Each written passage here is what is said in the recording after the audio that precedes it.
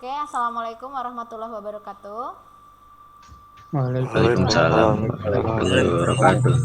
Oke, hari ini kita masuk ke dalam materi pertemuan yang kedua, teman-teman. Kalau kemarin Ibu sempat menjelaskan tentang pendahuluan dari grafika komputer, hari ini sebenarnya kita mau ngebahas tentang sejarah ya, sejarah dari grafika plus sama teknologi output, teman-teman. Uh, Teman-teman bisa buka modulnya di Classroom ya. Jadi itu modul sudah Ibu taruh di Classroom. Teman-teman bisa lihat. Jadi tidak saya taruh di Meet ya, teman-teman bisa lihat di Classroom-nya saja. Oke. Kita hari ini akan membahas tentang ruang lingkup, sejarah dan pengembangan ya. Mulai dari ruang lingkup grafika komputer itu sendiri ya. Grafika komputer itu dia bukan ilmu yang berdiri sendiri ya. Jadi banyak penyokong dari dasar grafika komputer itu. Misalnya ada matematika, geometri, analisis, numerik, dan ilmu komputasi lain. Nah, ilmu yang paling erat kaitannya teman-teman itu adalah pengolahan citra dan fisik komputer. Nah, kalau kita lihat tabel yang ada di modul ya, di situ menggambarkan tentang kaitan ilmu grafika komputer dengan ilmu lain ya. Kalau bicara soal citra, kemarin Ibu sempat nanya, citra itu apa sih? Citra itu apa teman-teman? Citra itu image. Iya, citra itu adalah image. Citra itu sebagai image atau sebagai gambar ya. Nah, di mana gambar itu bisa dimanipulasi atau ketika kita membuat citra itu bisa kita kita lakukan manipulasi tertentu ya. Di sini yang kaitannya erat keilmuannya itu adalah pengolahan citra dan fisik komputer yang nanti masuknya ke grafika komputer juga teman-teman.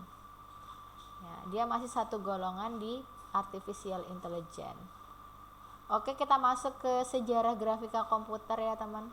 Jadi kemarin itu Ibu sempat membahas tentang kapan sih pertama kali dipopulerkan grafika komputer itu. Ya, ini ya William Fetter mulai mempopulerkan grafika komputer atau komputer grafis itu sekitar tahun 1960.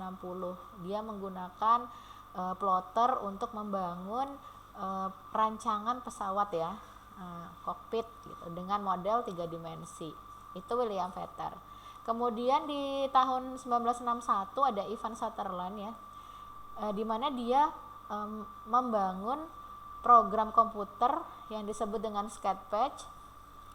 Sketchpad ya, dengan bantuan LikePen untuk menggambar bangun sederhana pada layar komputer. Jadi pada tahun itu ada beberapa ilmuwan yang memang sudah membuat teknologi tentang manipulasi citra ya. Nah, kemudian ini ada Steve Russell. Jadi kenapa masih masuk ke dalam game? Karena salah satu implementasi atau contoh penerapan grafika komputer itu juga masuk ke dalam game komputer ya, teman-teman. Jadi pada saat itu Steve Russell membuat game pertama ya. Sekaligus dia mencoba program uji bagi semua komputer DC yang mau dipasarkan.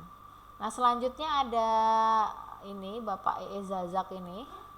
Dia seorang ilmuwan. Nah, pada tahun 1963 dia menciptakan sebuah film di mana film itu memanipulasi atau mensimulasikan gerakan-gerakan satelit ketika mengorbit bumi ya. Nah, animasi yang dilakukan itu menggunakan komputer dengan mainframe IBM 7090. Sebenarnya banyak ilmuwan lain setelah itu yang membangun beberapa simulasi tentang citra satelit ya, teman-teman. Nah, ini kalau kita bisa lihat gambarnya, teman-teman. Jadi pada masa itu ini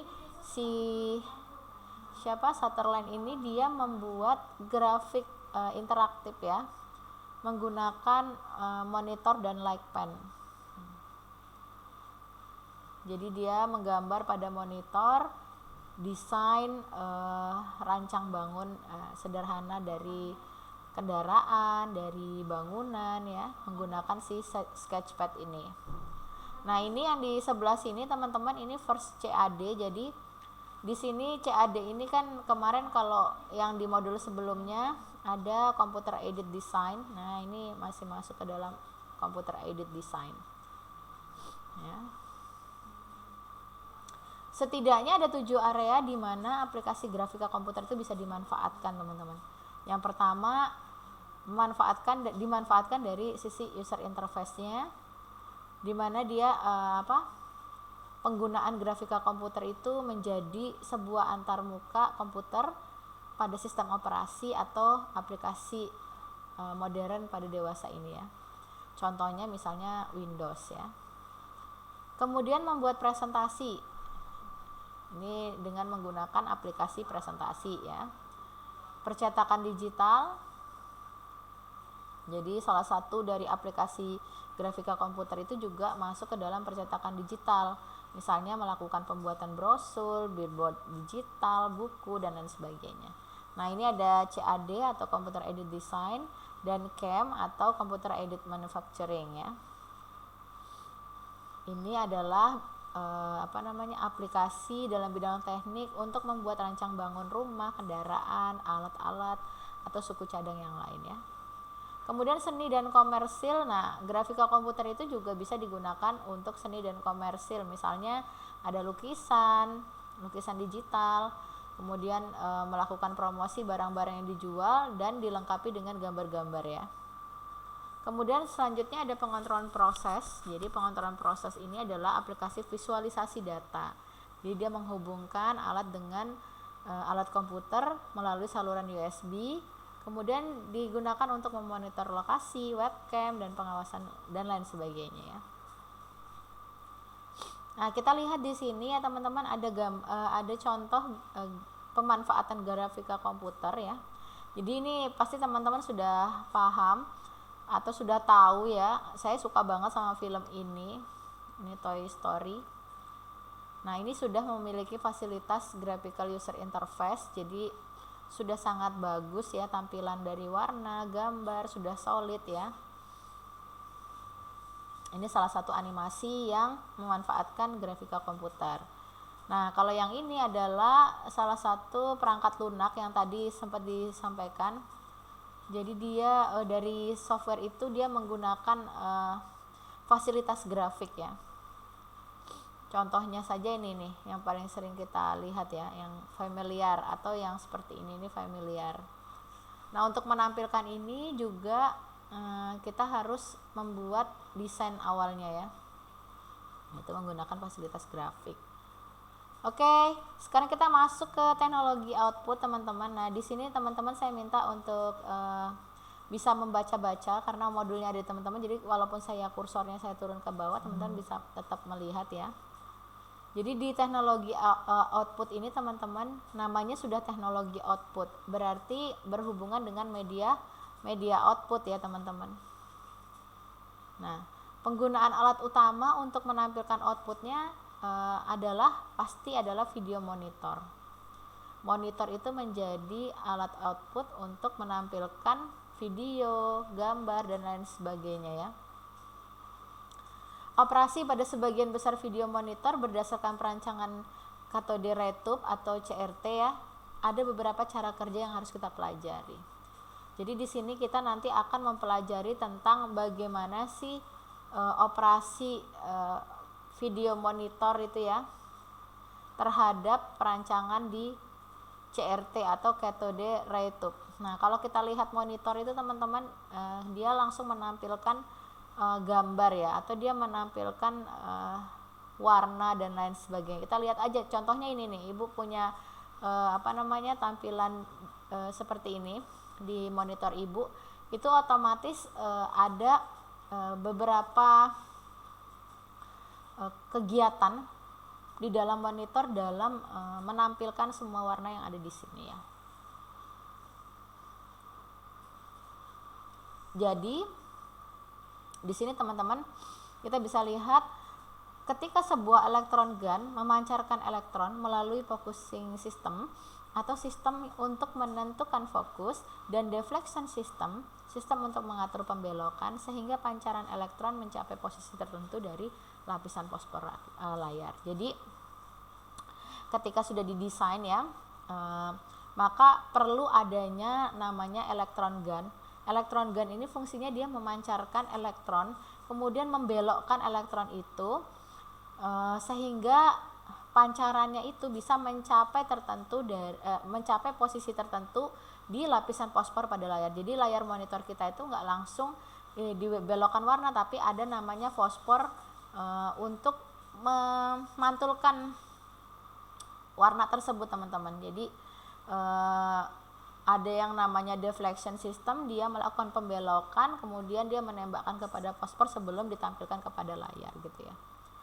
Kemudian fosfor memancarkan sinar kecil pada setiap posisi yang berhubungan dengan pancaran elektron, sehingga sinar yang dipancarkan dari fosfor itu cepat hilang. Jadi teman-teman, di sini kelemahannya adalah sinar yang dipancarkan dari fosfor itu dia cepat hilang. Jadi kalau misalnya dia mau tetap menyala, maka harus menembakkan elektron berulang kali dalam posisi yang sama supaya warna yang dihasilkan itu tetap solid dan bagus gitu ya. Jadi ketika itu ditembakkan hanya sekali, itu otomatis yang dipancarkan itu cepat hilang. Jadi perlu pengaturan supaya fosfornya tetap menyala ya, dengan cara yaitu menembakkan elektron berulang kali pada posisi yang sama dari fosfor baru nanti ke layarnya. Dari focusing system pada CRT diperlukan untuk mengarahkan pancaran elektron pada satu titik tertentu dari lapisan fosfor ya. Jadi itu namanya focusing system ya, di mana pengaturan fokus itu dilakukan pada electric dan magnetic field. Dengan elektronik focusing, pancaran elektronik melewati metal elektrostatik yang berfungsi sebagai lensa untuk mengatur fokus pancaran elektron ke tengah monitor. Jadi ada beberapa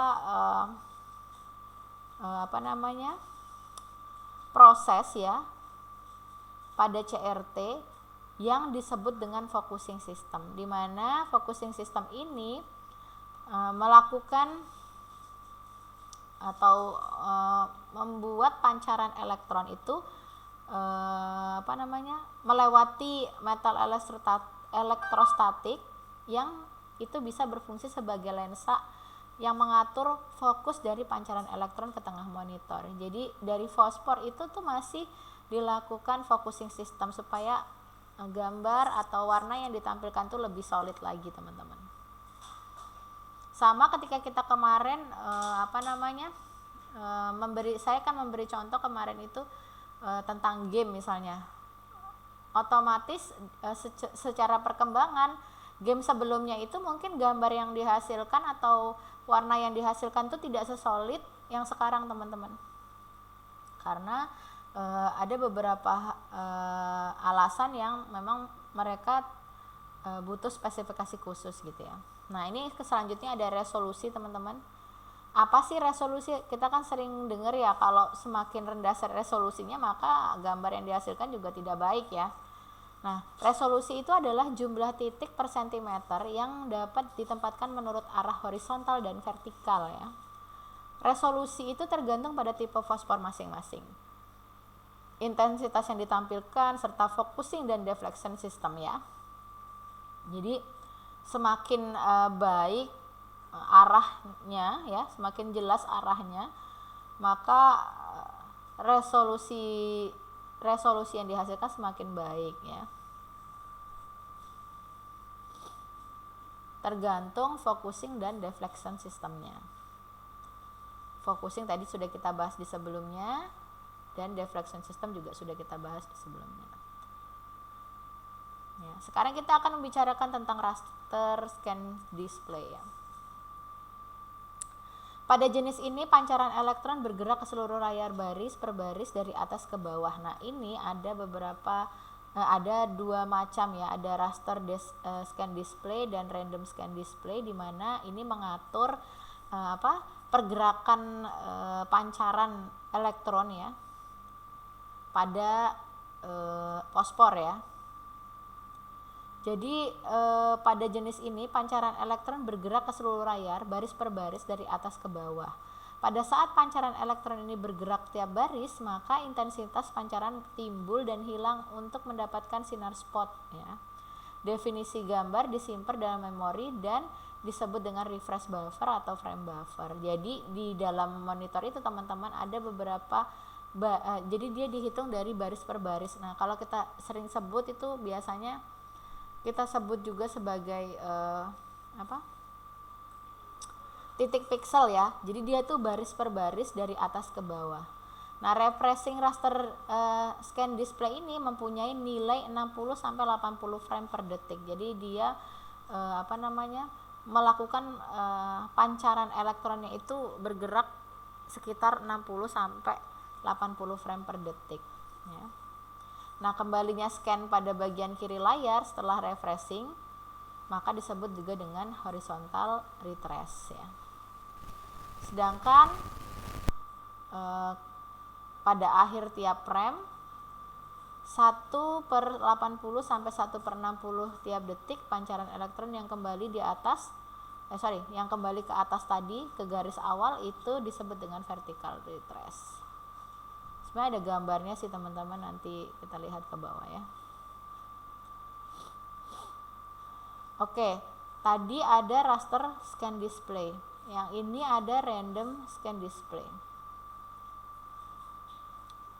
Sebenarnya pada random scan display sama saja, hanya saja ini pada saat pengoperasian unit raster scan display terdapat pancaran elektron yang diarahkan hanya ke bagian layar di mana gambar itu dibuat, teman-teman. Random scan display ini hanya membuat gambar dengan satu garis saja pada satu saat, disebut dengan vector display, stock writing atau calligraphic display. Nah, bedanya dengan yang raster scan display ini bisa bergerak baris berbaris dan melakukan tembakan pancaran elektron yang bergerak pada tiap barisnya. Makanya sampai ada namanya horizontal retrace dan vertical retrace.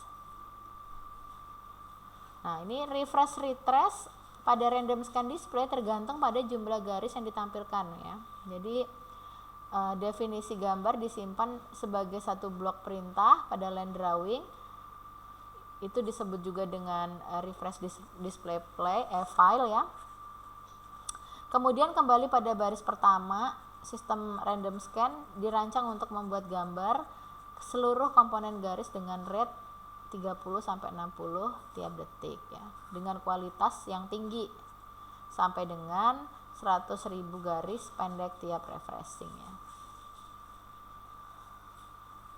Jadi kalau di random scan display ada yang namanya refresh rate ya. Jadi dia melakukan refreshing dengan rate 30 sampai 60 tiap detik ya. Nah, ini kita akan membahas setelah tadi ada raster scan display, ada random scan display, sekarang ada monitor color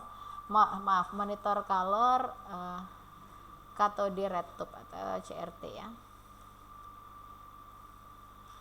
Nah, color CRT ini menampilkan gambar dengan kombinasi fosfor di mana yang memancarkan sinar warna itu berbeda-beda ya. Jadi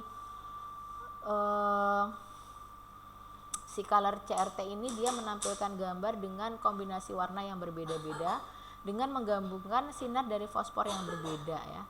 Tingkat warna itu tergantung sinar fosfornya ya. Jadi semakin semakin digabungkan sinar fosfor tersebut maka menampilkan warna yang lainnya gitu. Jadi misalnya gini contoh, terdapat dua teknik dasar untuk mendapat warna, ada beam penetration, ada shadow mask. Jadi kita ibaratkan kalau warna dasar itu kan merah, hijau sama biru ya, iya teman-teman ya. Apa biasanya disebut apa teman-teman? Halo? Warna Biasanya disebut apa? R, RGB. Ya, RGB. Ada 3 warna kan, red, green, dan blue ya. Jadi Iya, Bu. sebenarnya red, green, dan blue itu ditembakkan melalui elektron gun, di mana elektron gun nanti akan masuk ke dalam fosfor ya. Nah, elektron-elektron itu menampilkan warna-warna yang disesuaikan sesuai dengan teknik untuk mendapatkan warna. Di sini ada 2 teknik untuk mendapatkan warna. Yang satu beam penetration dan satunya shadow mesh ya. Nah, yang perlu teman-teman ingat ya di sini, kalau di beam penetration itu dia hanya menampilkan 2 lapisan fosfor aja teman-teman, merah dan hijau.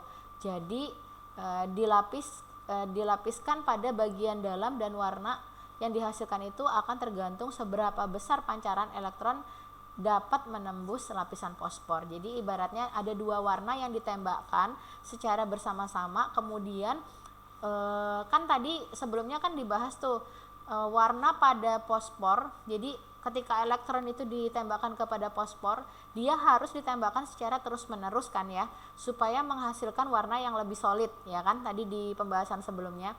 Maka di sini juga sama seperti itu teman-teman. Pancaran yang lemah itu hanya mencapai bagian luar lapisan merah saja kalau pada beam penetration. Pancaran yang lebih kuat dapat menembus lapisan merah dan mencapai bagian dari lapisan hijau. Jadi kalau misal pancarannya lebih lemah teman-teman, karena fosfor itu cepat hilang, maka dia hanya sampai ke lapisan merah saja. Tapi kalau dia pancarannya lebih kuat, maka lapisan merah itu akan menembus lapisan hijau ya. Nah, pada kecepatan menengah, kombinasi antar sinar merah dan sinar hijau itu akan menghasilkan warna lain teman-teman. Berarti kalau misalnya ditembakkan dengan kecepatan yang menengah atau rata-rata, itu akan menghasilkan warna orange atau warna kuning, hasil perpaduan dari si merah sama hijau tadi teman-teman. Jadi sebenarnya warna yang ditampilkan itu tergantung seberapa kuat kecepatan elektron itu ditembakkan gitu loh teman-teman. Nah, kemudian itu yang pertama. Ini yang kedua itu ada shadow mesh ya. Pada shadow mesh ini teman-teman agak berbeda dengan si beam penetration ya. Pada shadow mesh itu biasanya digunakan untuk raster scan display teman-teman, termasuk TV yang kita punya ya.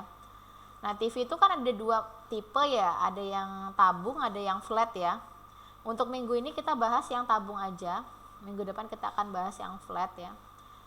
Nah, kenapa sih saya harus membahas tentang monitor ini teman-teman? Karena kita harus tahu dulu seperti apa sih sebenarnya tampilan itu atau gambar itu ditampilkan pada monitor gitu ya, supaya kita paham bahwa ternyata ada proses lagi ketika gambar itu mau ditampilkan ke monitor kita gitu ya. Nah, di sini metode ini menghasilkan tingkat warna yang lebih banyak teman-teman dibandingkan dengan beam penetration. Kenapa? Karena shadow mesh itu teman-teman punya 3 macam fosfor warna. Nah, kalau tadi hanya 2 ya, merah dan hijau, di sini shadow mesh itu pada cathode ray tube itu dia punya 3 macam fosfor warna pada titik pixelnya ya. Jadi pada baris setiap pixelnya tadi, titik-titik pixel itu dia punya 3 macam fosfor. Yang pertama merah, hijau, dan biru. Jadi lebih lengkap nih teman-teman ya. Nah, cathode ray tube itu mempunyai 3 elektron gun pada setiap titik warna. Jadi ketika dia mau menembakkan pada titik pixel itu si cathode ray tube ini punya 3 elektron gun.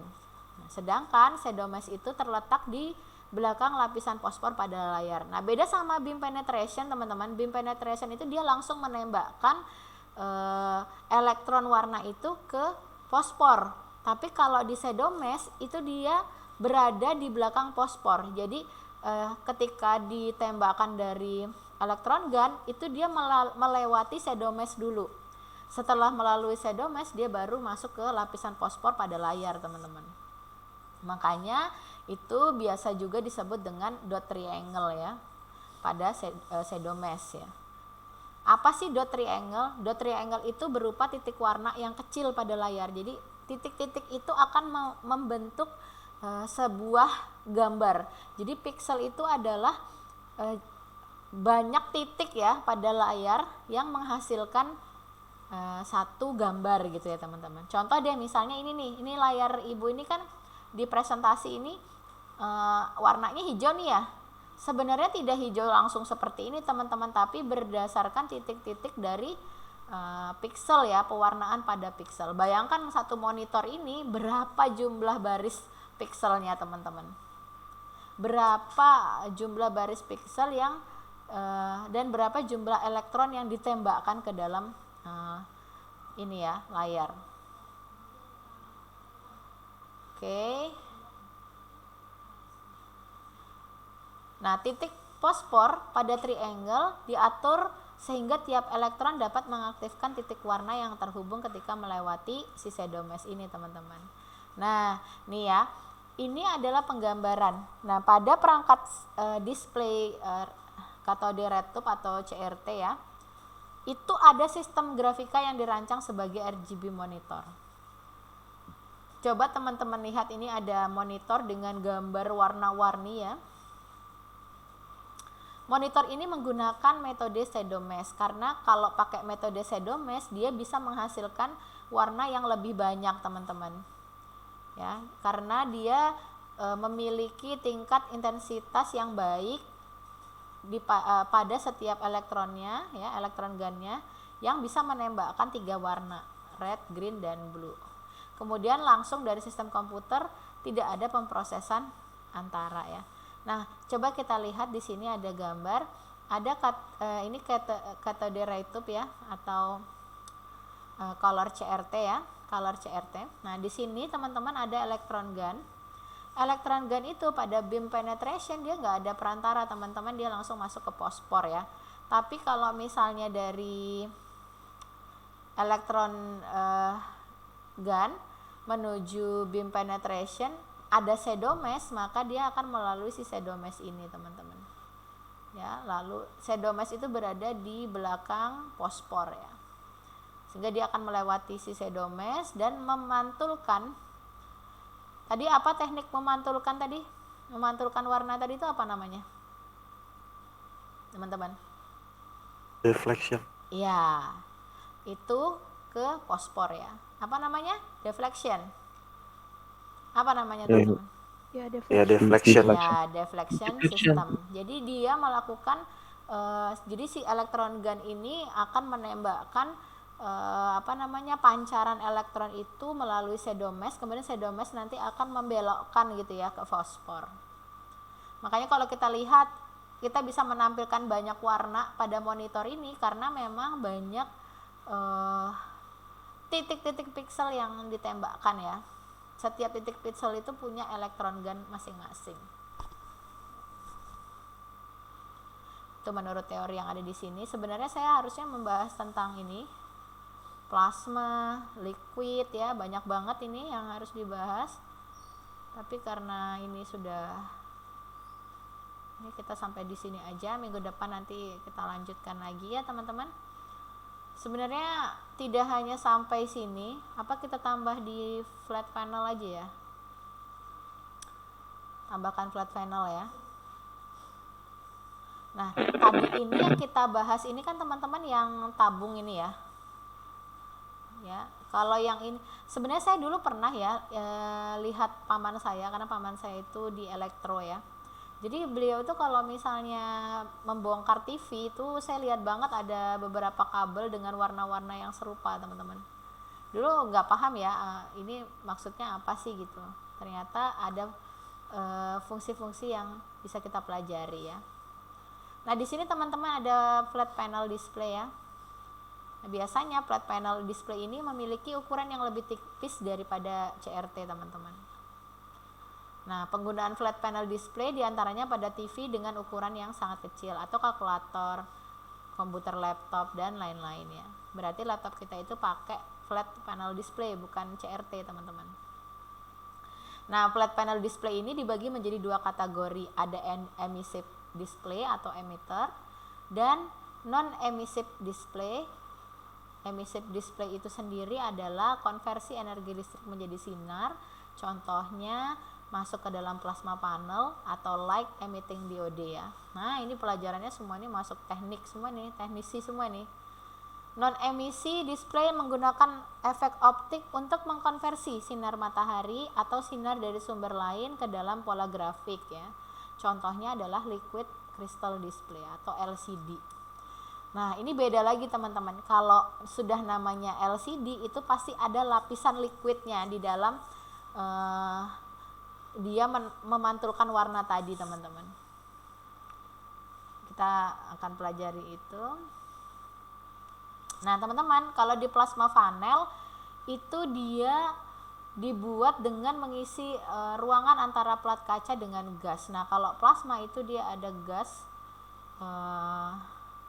di ruangan antara plat kacanya itu ya. Ini ada gambarnya sedikit nih. Biasanya gas neon biasanya yang dipakai itu adalah gas neon. Satu set konduktor ditempatkan vertikal pada plat pertama dan yang lainnya ditempatkan horizontal pada plat kedua. Beda sama CRT banget nih kalau di plasma, dia pakai gas neon ya. Tekanan antara kedua plat tersebut disebabkan oleh gas neon diantaranya. Kita lihat pada gambar ya, yang disimpan dalam refresh buffer yang tadi kita bahas. Dan tegangan menyebabkan refreshing pixel pada posisi sebanyak 60 kali tiap detik. Berarti dengan adanya gas neon ini dia bisa melakukan refreshing pixel sebanyak 60 kali tiap detiknya, teman-teman. Kurang lebih penggambarannya seperti ini. Ini plasma panel. Jadi di sini dia ada, ini enggak terlalu jelas tulisannya ya. Jadi dia di sini ada menempatkan satu ruangan ya di antara plat kaca untuk menyimpan gas neon ya, dimana gas neon itu nanti disimpan di refresh buffer hingga menyebabkan refreshing pixel ya. Oke, the next liquid crystal display atau LCD. Nah, ini sudah sering kita gunakan dan bahkan sekarang rata-rata kita menggunakan si LCD ini, teman-teman. LCD sendiri ini digunakan untuk suatu sistem yang kecil seperti komputer laptop dan kalkulator. Nah, non-emitters ini dihasilkan gambar dengan meneruskan sinar dan sekitarnya atau dari sinar di dalam yang menembus material liquid kristal. Liquid kristal terdiri dari susunan molekul yang dapat bergerak seperti cairan ya. Biasanya pada liquid kristal ini dalam refresh buffer dia bisa melakukan refreshing sehingga rate 60 frame per detik ya, teman-teman. Itu untuk LCD ya. Oke, karena kita sudah sampai LCD berarti teknologi output kita udah selesai. Minggu depan kita akan sambung ke peralatan inputnya. Yang menjadi pokok pembahasan pada hari ini di teknologi output adalah saya ingin teman-teman juga mengetahui proses bagaimana gambar itu ditampilkan pada monitor ya, teman-teman. Terus mengetahui metode-metode yang digunakan dalam menampilkan gambar tersebut. Jadi perlu kita pahami juga tentang ini, teman-teman. Meskipun nanti pada saat praktikum kita tidak akan mengarah ke sini karena nanti kita akan mencoba membuat grafiknya ya, grafik gambarnya, atau kita coba membuat garis pada layar ya, sehingga kita mengetahui jumlah pikselnya dan lain sebagainya nanti. Tapi ini perlu saya sampaikan supaya teman-teman tahu dari mana sih asal warna itu bisa sampai ke layar kita gitu. Berarti dari banyak jumlah titik piksel yang kita hasilkan dari tembakan elektron tadi. Oke, teman-teman, ada pertanyaan?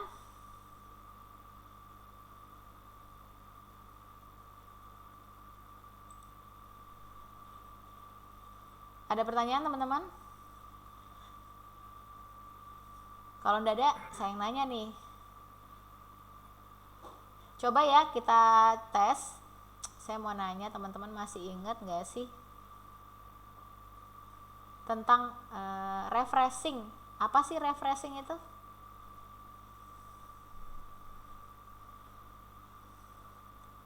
Apa refreshing itu, teman-teman?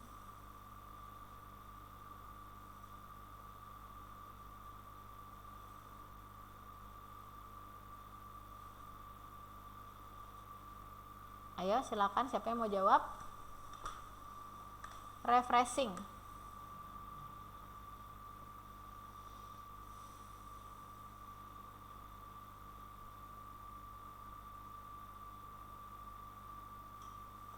Silakan. Gi mau jawab Gi? Apa refreshing Gi? Coba dibaca dulu dari awal.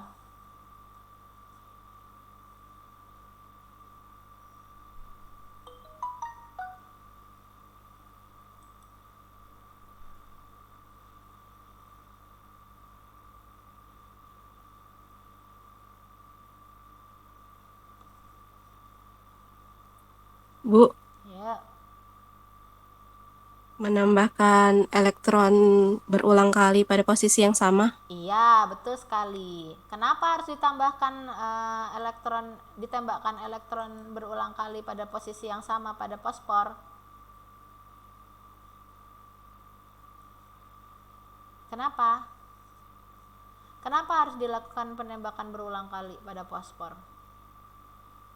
Muhammad, Biar gambarnya bagus. Karena sinar yang ayo. Siapa yang duluan ini? karena sinar yang dipancar. Angkat tangan, angkat tangan. Nih tuh ada ada angkat tangan nih. Silakan. Angkat tangan, angkat tangan. Diklik angkat tangannya, kan bisa ya kebaca ya.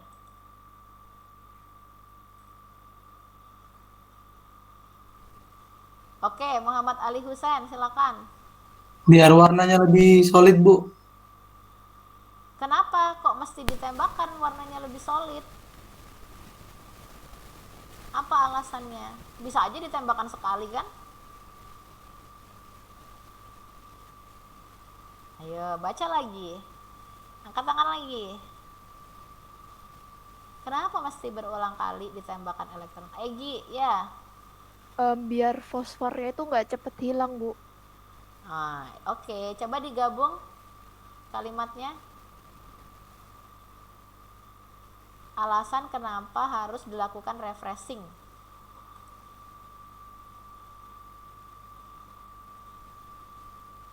Alasan kenapa harus dilakukan refreshing, mulai dari lapisan fosfornya terus membuat apa yang terjadi. Coba deh Prasasti Cahyani deh. Ayo Prasasti.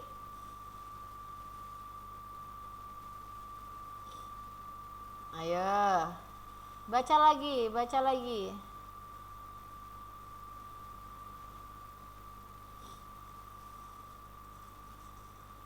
Rifki dah, Rifki. Muhammad Rifki. Perdana. Kenapa Muhammad Rifki Perdana perlu dilakukan refreshing? Apa sih refreshing itu?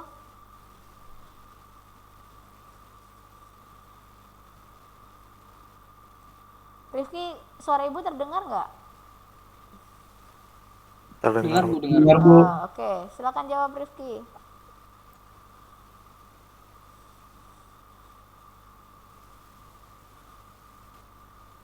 Ayo, tadi lo udah dijawab. Tadi sama Muhammad Ali Husain tadi udah dijawab loh. Ayo Rifki. Juan aja lah, Juan Vigo, mana Juan Vigo? Juan, jawab dulu kalau ibu tanya. Ya, Bu. Nah, gimana Juan? Kenapa harus dilakukan refreshing? Apa sih refreshing itu Juan? Refreshing itu menembakkan elektron berulang kali pada posisi yang sama Nah, kenapa? supaya sinar yang dipancarkan dari fosfor tidak cepat hilang atau tetap menyala. Sehingga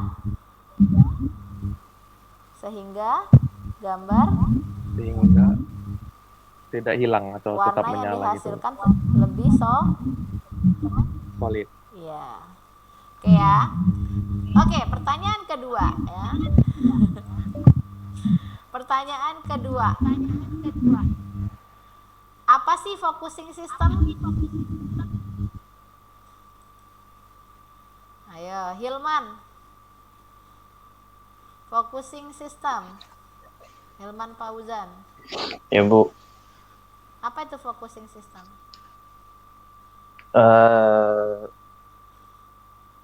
Focusing system itu untuk mengarahkan pancaran elektron pada suatu titik tertentu, Bu, dari lapisan fosfor. Iya, oke.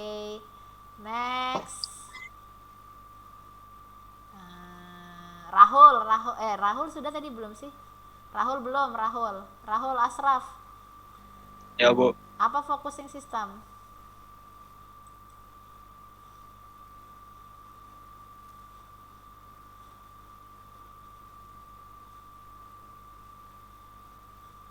Focusing system apa, Rahul?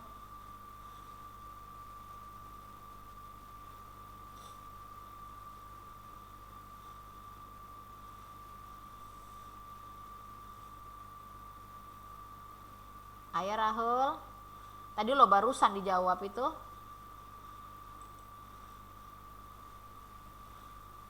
Rahul. Nanti ibu tanya lagi ya. Pertanyaan ketiga ya. Kamu jawab nanti ya Rahul. Nih habis ini. Pertanyaan ketiga untuk siapa nih ya? Muhammad Zakroni. Mana Muhammad Zakroni? Hadir, Bu. Apa itu beam penetration?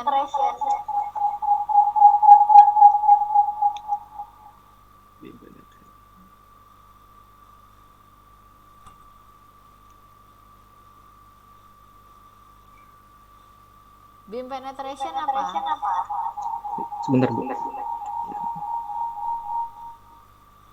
Rahul, apa tadi jawabannya? Beam penetration itu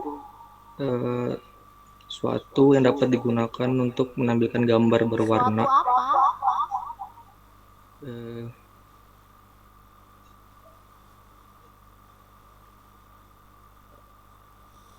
Suatu fosfor. Masa?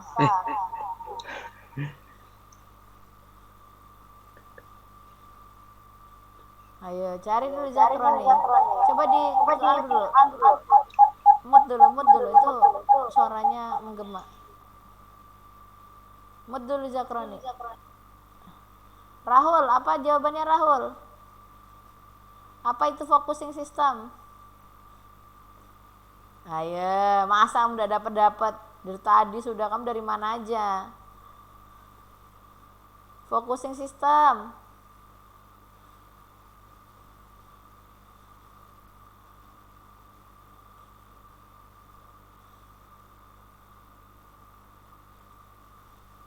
Kalau mendengarkan ibu tadi pasti bisa jawab deh.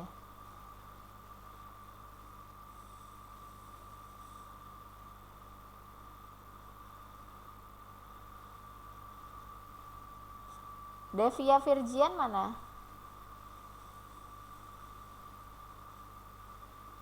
Devia Virgian. Oh, Prasasti Cahyani mana? Oh, iya. Focusing system kan tadi, Bu, Iya, focusing system. mengarahkan pancaran elektron pada suatu titik tertentu dari lapisan fosfor. Oke. Sekarang Mustaqim aja lah. Mustaqim mana? Mustaqim. Ya, Bu. Mustaqim, apa bedanya beam penetration sama shadow mesh? Beam penetration sama shadow mesh ya, Bu.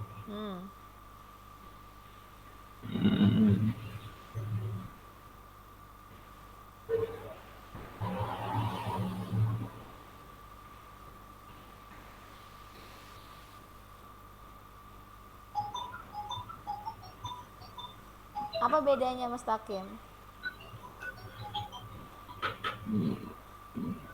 Kalau shadow mesh itu menghasilkan tingkat warna yang lebih banyak ya, Bu, Terus? dibandingkan dengan beam penetration. Jadi beam penetration itu dia cuma memiliki dua warna merah dan hijau itu. Warna apa itu? Warna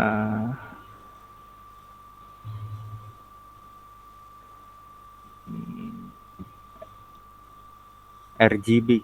Warna fosfor. Ya, warna fosfor. Baca betul-betul. Marita, apa bedanya apa tadi tuh? Beam penetration sama shadow mesh. Kalau penetration itu cuma mempunyai 2 warna lapisan fosfor, Bu. Merah dan hijau. Kalau shadow mesh punya 3 warna. Terus apalagi selain itu masih ada kan? Apa itu?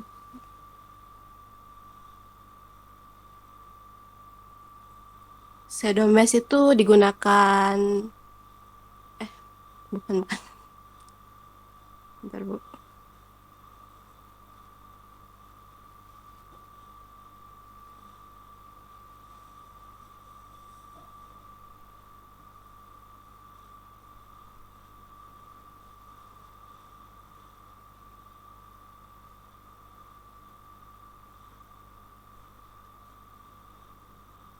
Ayo apa? Sebentar, Bu. Rahul, apa tadi jawabannya Rahul?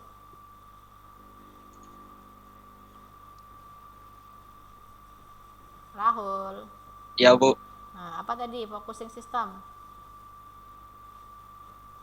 Belum ketemu, Bu. Ya Allah, temanmu sudah jawab 3 kali. Kamu belum ketemu, kamu buka apa itu di komputermu itu? Masa nggak ketemu, nggak dibaca? Jangan-jangan main game lagi.